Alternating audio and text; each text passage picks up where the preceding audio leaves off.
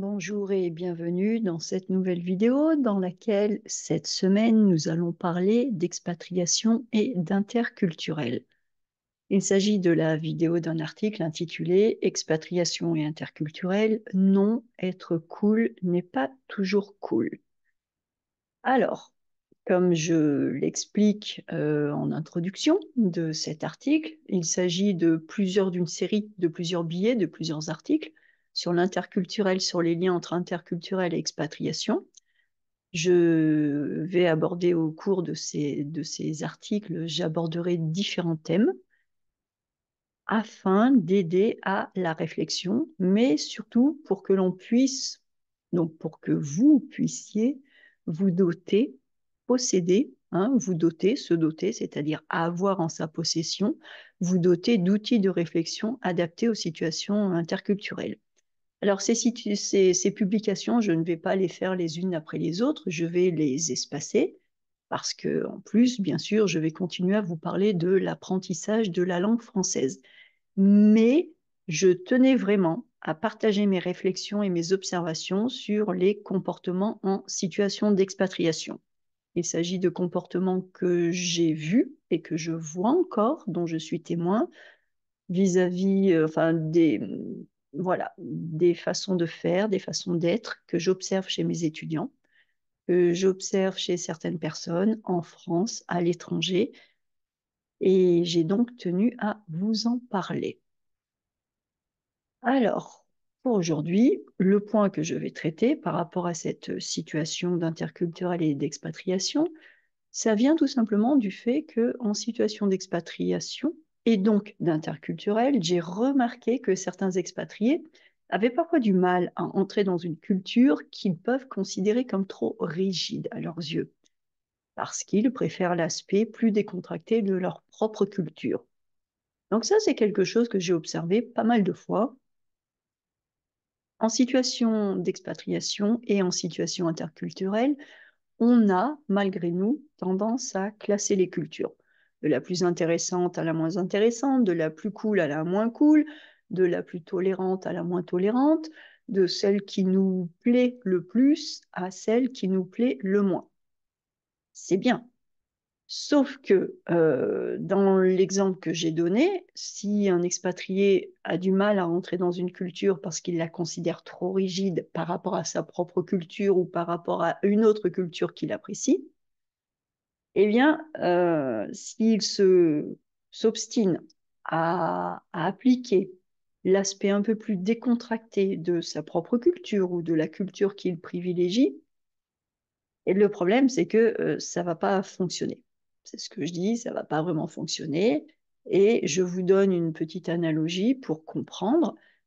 Si vous rendez visite à un ami et que cet ami vous demande d'enlever vos chaussures à l'entrée de son logement, alors que vous n'en avez pas l'habitude, eh bien, vous pourriez trouver cette demande un peu trop coincée, un peu trop rigide, un peu trop directive. Et vous pourriez même penser que cet ami vous impose une pratique allant à l'encontre, à l'encontre, à aller contre, à l'encontre de votre façon de faire. Et en poussant un petit peu plus, vous pourriez vous sentir menacé dans votre liberté et donc remis en cause dans votre propre fonctionnement.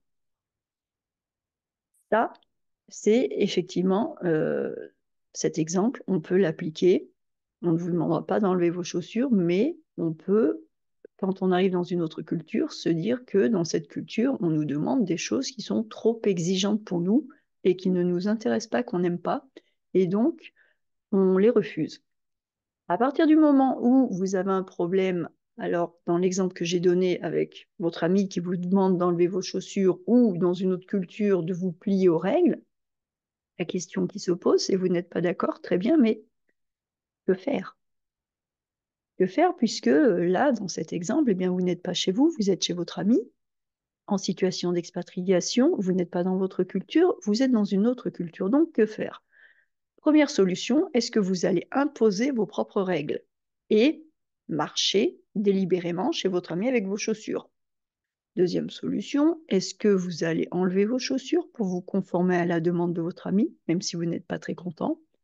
Troisième solution, allez-vous tout simplement faire demi-tour et partir, car vous ne supportez pas l'idée d'avoir à vous déchausser, c'est-à-dire à enlever vos chaussures chez lui. Et avec cet exemple et ces trois options, eh bien, cela illustre le choix ou les choix que vous avez en tant qu'expatrié face à une culture étrangère qui pourrait vous sembler un peu trop coincée, un peu trop guindée, c'est-à-dire un peu trop stricte, pas assez cool. Et ces choix sont, si on les transpose, est-ce que vous allez vous conformer à la rigueur de la société d'accueil, même si ce n'est pas très engageant, pas très intéressant, même si ça vous fait un peu peur, même si ça vous rebute? Est-ce que vous allez vous conduire comme si de rien n'était, au risque de choquer? Ou est-ce que vous allez quitter cette société et renoncer à votre expatriation? Dans l'exemple que j'ai pris de l'ami qui vous demande d'enlever vos chaussures, ou dans le cas de la vie en expatriation dans une nouvelle culture, on a toujours trois choix. Est-ce qu'on obéit à la demande, même si ça ne nous plaît pas? Est-ce qu'on continue à fonctionner comme si rien ne s'était passé, comme s'il n'y avait aucune nouvelle obligation? Ou est-ce qu'on s'en va? On a trois choix, pas plus. Donc, c'est ce que je dis, il n'existe que ces trois choix, même si ces trois choix sont tous imparfaits. Il n'y en a pas un qui nous convient à 100%, mais l'existence de ces trois choix est quelque chose qu'il vaut mieux connaître et savoir le plus tôt possible, afin de s'y préparer psychologiquement et surtout afin d'apprendre à repérer quels sont ces choix, à quel moment ils pourraient arriver, parce que ça, c'est le plus difficile en interculturel. Très souvent, ce qui va se passer, c'est que soit on va se conformer à la rigueur de la société, mais au fond, nous, on va pas être content et on va se retrouver en train de râler, de dire que cette société n'est pas bien, que c'est terrible. Soit on va se conduire comme si de rien n'était au risque de choquer, et là, on risque d'avoir des soucis, vraiment, de se faire un peu disputer, peut-être, juger, cataloguer, d'être mis de côté. Ou alors, vraiment, ça ne va pas et on quitte cette société. Il n'y a pas de choix parfait. Il n'y a que des adaptations. Des adaptations en situation interculturelle et donc il n'y a pas vraiment le choix le plus parfait qui existe. Alors, je continue l'article en vous parlant de cette notion de cool à l'épreuve de l'interculturel.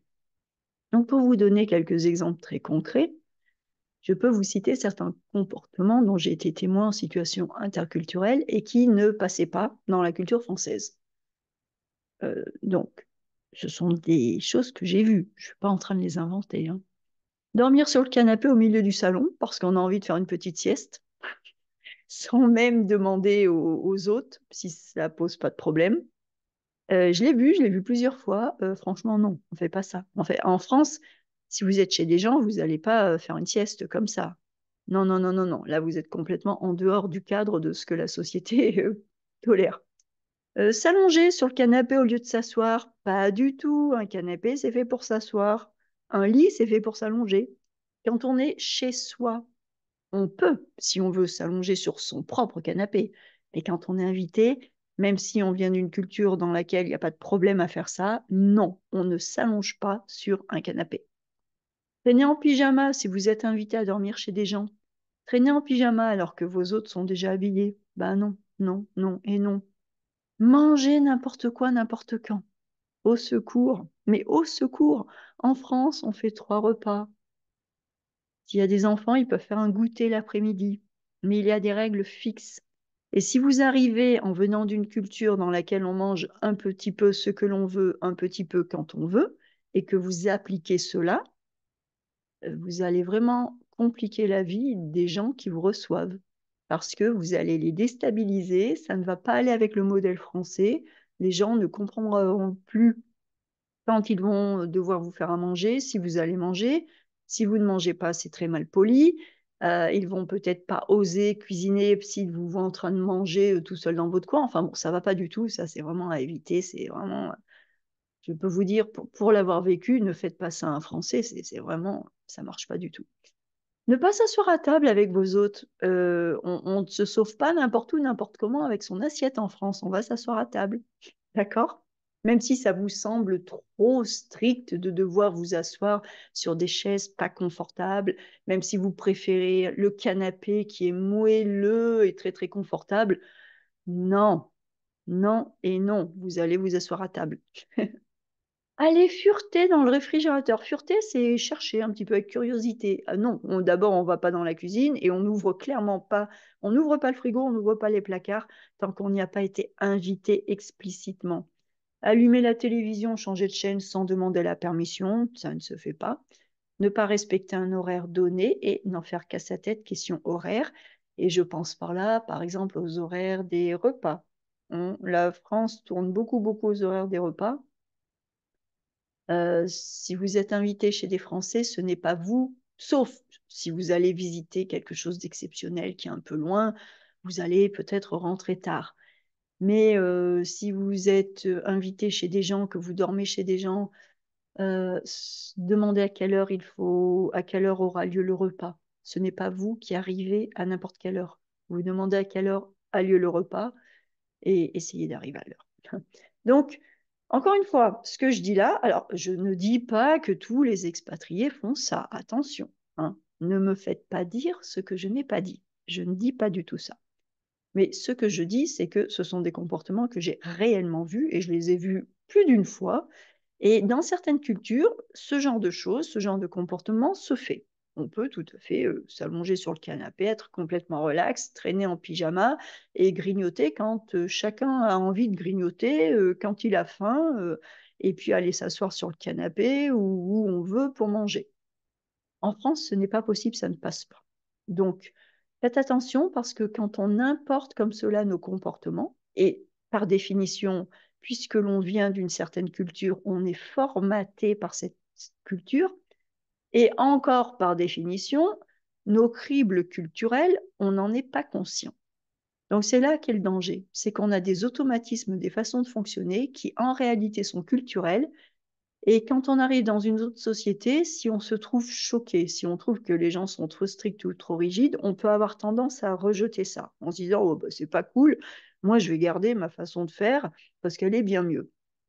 Sauf que à chaque fois que vous éprouvez un sentiment un peu désagréable, de la gêne, un choc, du rejet, de la frustration, un peu de colère, ou quelque chose qui vous fait rire tellement ça vous paraît ridicule, là, vous êtes en train de confronter votre vision culturelle à la vision culturelle de votre pays d'accueil.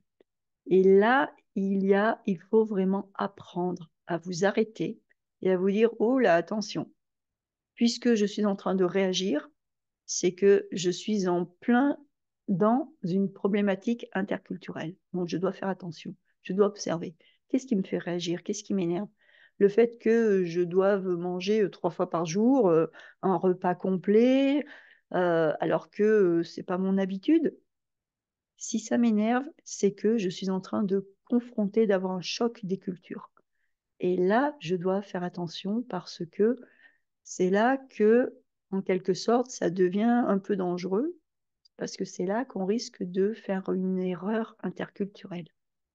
Donc, ne vous mettez pas en colère contre votre culture d'accueil, ne la rejetez pas, ne restez pas sur vos principes qui sont apparemment plus cool et essayez de comprendre comment fonctionne la culture d'accueil de façon à pouvoir coller un peu plus et vous y intégrer un peu mieux.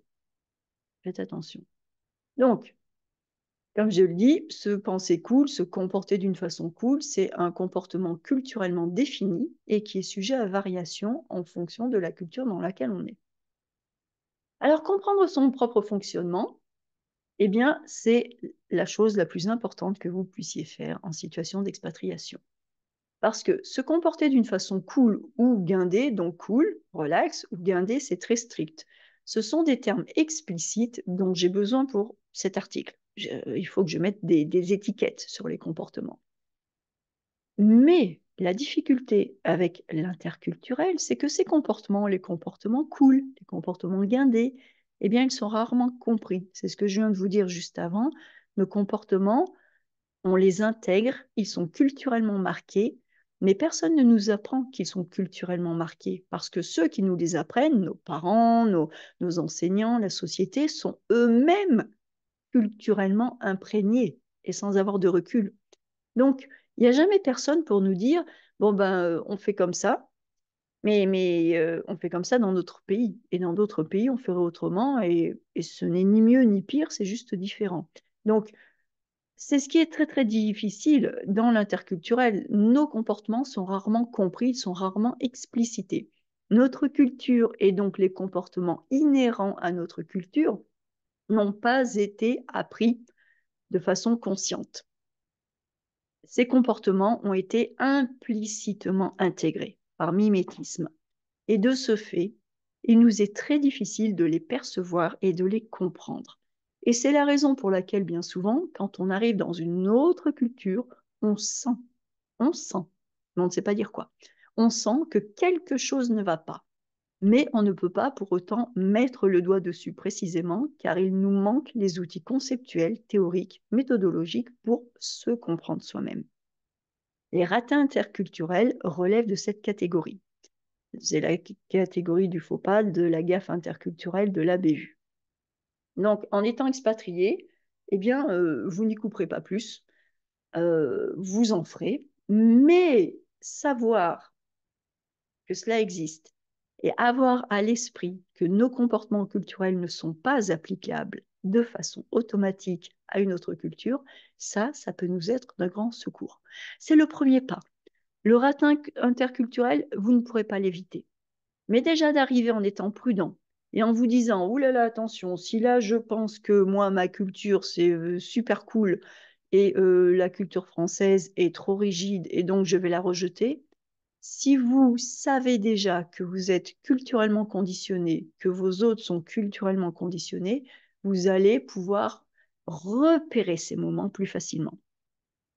Ça n'évitera pas tous les faux pas, mais de les repérer, d'en avoir conscience, c'est la première étape pour pouvoir devenir observateur, pour pouvoir vous mettre en position d'apprentissage et pour pouvoir mieux vous intégrer dans cette culture, mieux vous adapter.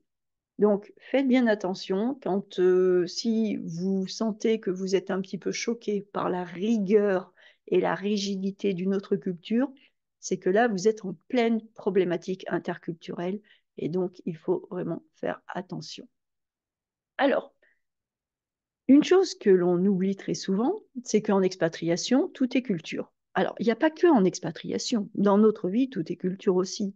Mais en expatriation, ça devient encore plus parce que tout est culture de notre côté à nous et tout est culture du côté de la culture qui nous accueille. Donc, on a un double tout est culture.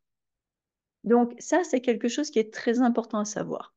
Ce qui est important à savoir, donc, c'est que eh bien, la façon dont nous mangeons, ce que nous mangeons, à quelle heure nous mangeons, à quel rythme, à quelle fréquence, comment nous parlons, comment nous bougeons, comment nous buvons, comment nous occupons l'espace, comment nous gérons le temps, comment nous parlons, comment nous interagissons, comment nous touchons les gens ou pas, comment nous rions, comment nous nous tenons, et la liste est encore très très longue, eh bien tout cela, c'est de la culture. Donc même si vous ne pouvez pas éviter tous les impairs interculturels, tous les faux pas, le fait d'être en alerte et de devenir observateur vous évitera beaucoup, beaucoup de problèmes. Soyez observateur. Trop de gens ne sont pas observateurs parce qu'ils ne pensent même pas qu'ils sont dans une situation interculturelle qui nécessite d'ouvrir les yeux et de faire attention. Sauf que si vous n'êtes pas observateur, vous ne pourrez jamais observer. Voilà. C'est un peu une platitude ce que je viens de vous dire, mais elle est bien réelle. Être observateur, être conscient vous permet d'être observateur. Être observateur vous permet de mieux pouvoir décrypter. Si vous n'êtes pas conscient, vous ne serez pas observateur. Si vous n'êtes pas observateur, vous ne pourrez jamais décrypter. Donc il y a vraiment un cheminement à faire qui est très très important en interculturel. Donc ce que je dis, pour éviter la bévue, donc la bévue c'est le raté, le faux pas, l'impair interculturel. Eh bien pour éviter la bévue interculturelle, soyez observateur. Bah alors, comment faire, vous me direz? Vous me direz, c'est bien gentil, Sandrine, mais ok, comment je vais faire? Eh bien, il n'y a pas de recette miracle, je suis désolée. Néanmoins, certains concepts peuvent réellement vous aider à adapter votre comportement à votre culture d'accueil. Première chose, gardez à l'esprit que dans une situation interculturelle, vous êtes sûrement à côté de la plaque. Ça veut dire que vous avez sûrement tout faux. Je vois beaucoup trop de gens qui sont en situation interculturelle et qui se comportent vraiment comme un éléphant dans un magasin de porcelaine. C'est-à-dire qu'ils écrasent tout, mais sans même le savoir, parce qu'ils arrivent avec leur propre vision, leur propre savoir-faire, leur propre façon de faire, et ils se comportent un peu comme si de rien n'était. Et donc, ils vont dérouler leur propre façon de faire, qui vient d'une autre culture, et ils vont la dérouler dans leur culture d'accueil. Et là, ça va pas. Donc, avoir à l'esprit que dans une situation interculturelle, par définition, vous devez avoir probablement tout faux. Déjà, ça va vous inciter, vous inviter à la prudence. Et ça, c'est le numéro 2. Soyez prudent. Ne menez pas les choses. Ne menez pas les choses. C'est quelque chose que j'ai déjà précisé, par exemple, pour faire la bise ou pour tutoyer. Ce n'est pas vous qui décidez. Vous n'êtes pas en contrôle. Vous ne connaissez pas assez bien cette culture. Vous ne menez pas. Ce n'est pas vous le leader. Vous suivez. Vous suivez et vous vous laissez guider par les natifs. Or, pour vous laisser guider par les natifs, il faut être observateur. Si vous n'êtes pas observateur, le natif, vous allez l'écraser. Vous allez être le magasin, l'éléphant, et le natif va être la petite porcelaine qui va se retrouver écrasée par le gros éléphant. Donc, suivez le natif. Observez les comportements des natifs. Ça sera votre meilleure façon d'apprendre. Soyez en retrait, ça va avec, hein, ça va avec l'observation, soyez en retrait. Ayez toujours un temps de retard pour pouvoir observer. Donc, si vous arrivez, par exemple, si vous êtes invité à dîner, la façon dont vous dites bonjour, la façon dont vous allez garder ou enlever vos chaussures, la façon dont vous allez vous servir et vous resservir et boire et manger et vous tenir à table, c'est de l'interculturel. Vous, vous apportez votre façon de faire qui vient de votre culture. Donc la seule façon de voir un peu ce qui se passe et d'essayer d'agir de façon cohérente, c'est d'avoir un temps de retard. Observez, soyez observateur, regardez. Vous n'arrivez pas, si vous n'avez pas un temps de retard, c'est comme si vous étiez en train de rentrer en courant dans la maison de vos amis sans faire attention et vous allez tout casser au passage. Soyez en retrait. Soyez toujours un tout petit peu en retard de façon à vous laisser le temps d'observer. Observez et reproduisez, calquez. Observez les natifs, c'est le point suivant justement, et calquez, c'est-à-dire faites pareil. Fonctionnez par mimétisme. Calquez vos comportements sur eux.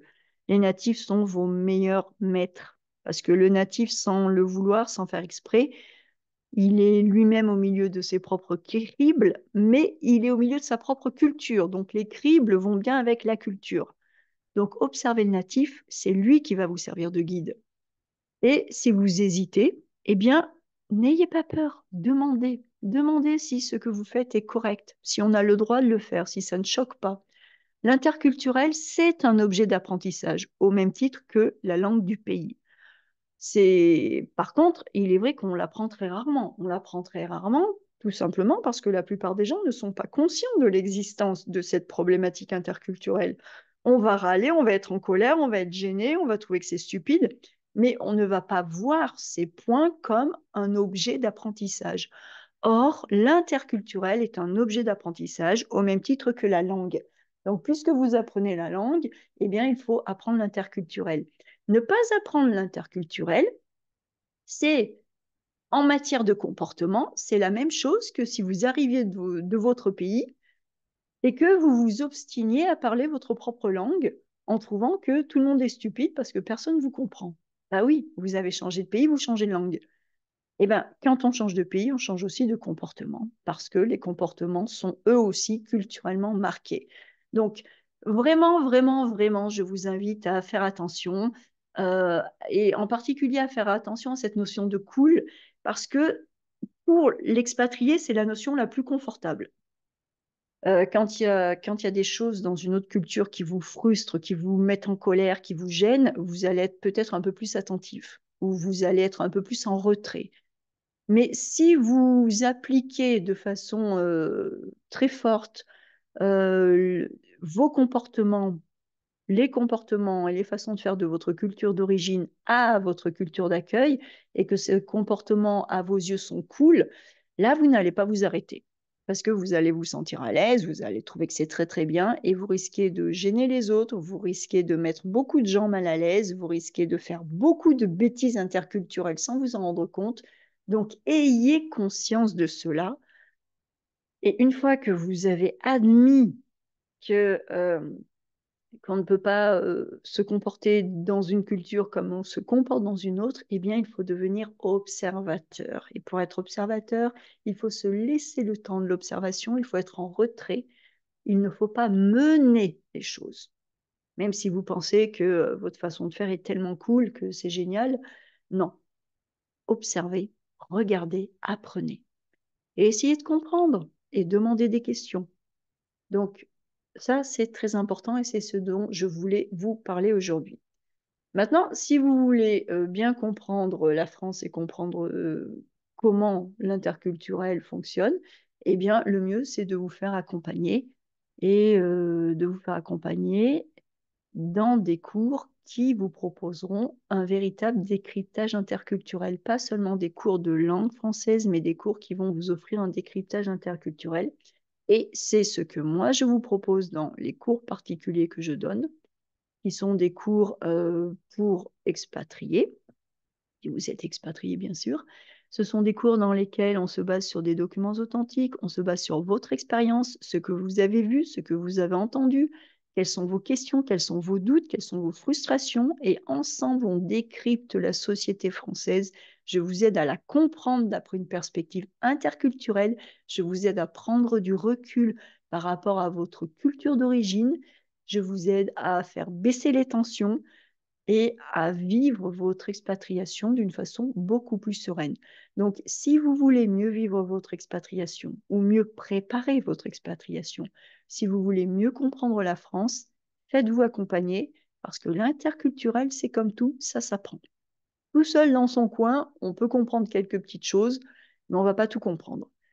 Et moi, j'ai la formation pour vous accompagner. J'ai appris les théories de l'interculturel, j'ai beaucoup enseigné, j'ai beaucoup voyagé, j'ai beaucoup été expatrié plusieurs fois dans plusieurs pays, face à des situations très diverses et variées, avec des langues très diverses.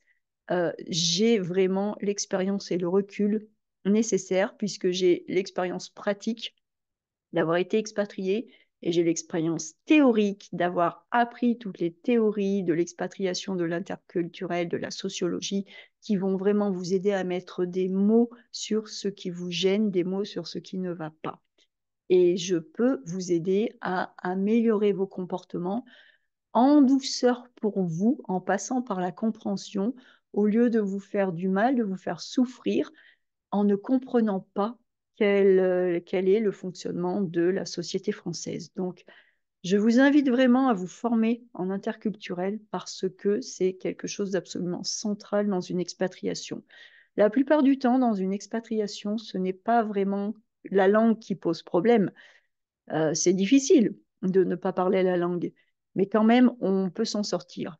Ce qui pose plus problème, ce sont les ratés, les comportements interculturels parce que là, on peut vraiment faire des dégâts, on peut vraiment faire des bêtises, on peut vraiment fâcher les gens. Et on peut vraiment se retrouver un peu désespéré, désemparé face à des situations que l'on ne comprend pas. Donc, il est très, très utile de se former et de comprendre l'interculturel. Donc voilà pour ce que j'avais à vous dire aujourd'hui. Vraiment, faites attention parce que faites attention à cette notion d'être cool. Quand vous avez l'impression que votre façon de faire à vous est beaucoup plus cool que la façon française ou italienne ou allemande ou je ne sais quoi, faites très attention parce que là, vous risquez de partir en courant dans votre façon de faire d'origine et vous risquez de faire des grosses bêtises interculturelles qui pourraient se retourner contre vous. Donc attention parce que voilà, ce n'est pas tout aussi facile et tout aussi simple que cela en situation d'expatriation et donc d'interculturel. Donc j'en ai fini pour cette vidéo. Je reviendrai avec d'autres vidéos sur ce thème parce qu'il y a beaucoup, beaucoup de choses à dire. C'est tout à fait nécessaire. C'est souvent malheureusement mis de côté. On se dit, oh, ça va, c'est de l'interculturel, c'est bon, j'y arriverai. Non, pas du tout. Ce n'est pas aussi facile que cela. Ça demande un décryptage. Et moi, ce décryptage, je peux vous l'offrir. Donc, je vais me faire un plaisir de vous partager certaines idées qui pourront eh bien, vous aider à mieux vivre votre expatriation, à mieux préparer vos séjours, même s'il s'agit de vacances. Parce que rassurez-vous, en 2 ou 3 semaines de vacances, on a le temps de faire beaucoup de bêtises. Et perdre du temps, perdre de l'énergie, quand on passe seulement quelques semaines dans un pays étranger, c'est très dommage. Donc, mieux vaut être préparé. Et bien sur ce, je m'arrête. J'ai été bavarde encore une fois, mais vous commencez à me connaître. Vous savez que je suis toujours bavarde. J'aime bien discuter et j'aime bien vous expliquer des choses. Donc voilà. Je vous souhaite une excellente semaine. On se retrouve jeudi pour le nouvel article de blog et samedi pour la newsletter pour les abonnés. Et puis mardi prochain pour la vidéo. Au revoir.